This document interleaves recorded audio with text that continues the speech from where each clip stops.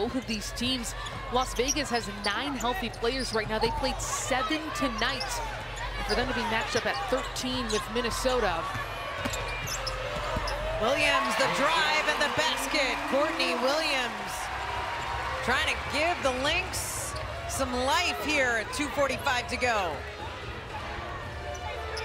Still a 14-point game. Wilson, shot fake and then shot up. Good defense by Smith. Courtney Williams, a 12-point night. 5 rebounds and 8 assists. Wilson moves that one short. A 10 for 21 shooting game for A'ja Wilson. Collier, top of the key, McBride. Zandalicini fouled by Jackie Young. That is the 3rd on Las Vegas. So another side out. 2:04 to go. Las Vegas up by 14. Biggest lead has been 16.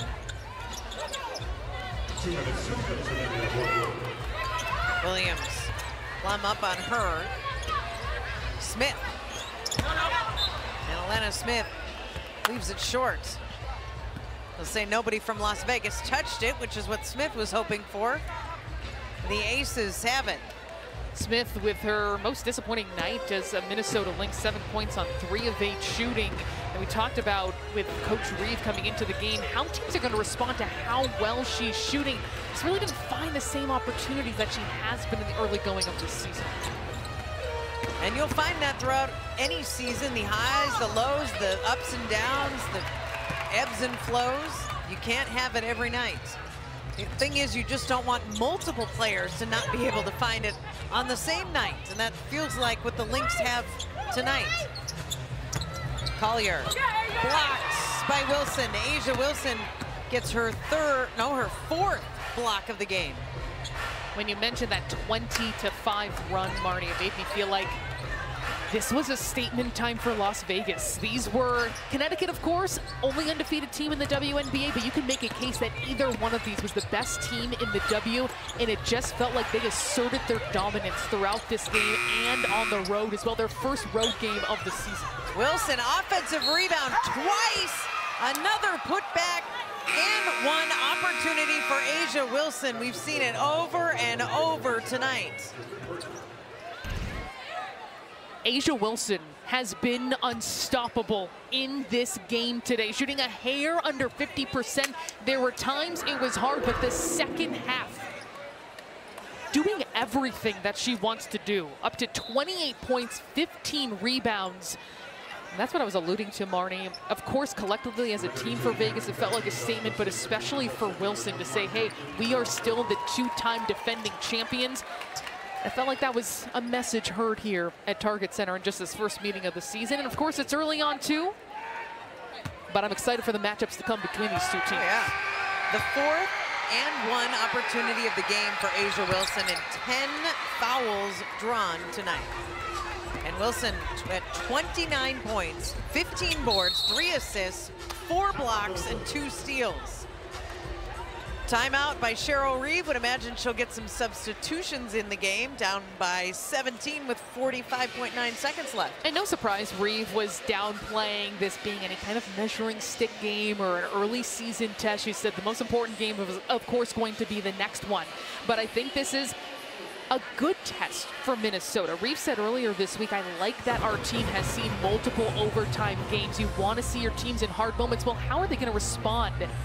And what is going to go down as a tough loss for this team when they have plenty more tough competition coming up in this truncated schedule this particular season? The starters might be staying in. She is talking to this group right now. Zandalicini is the only reserve there in front of her. Chechi's played 20 minutes tonight.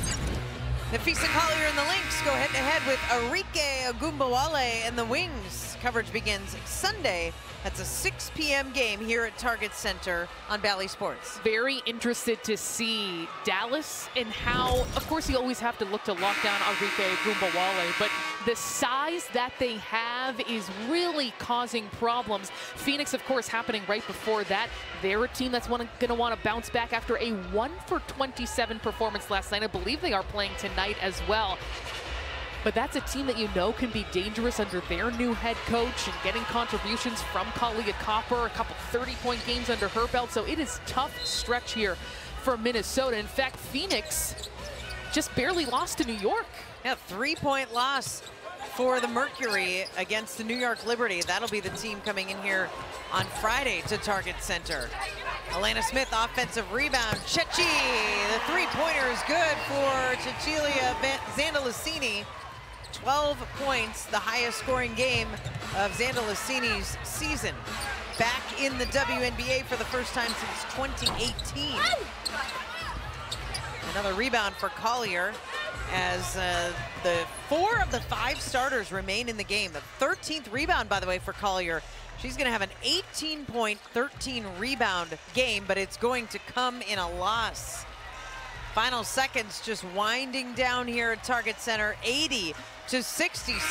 Las Vegas improves to 4-1.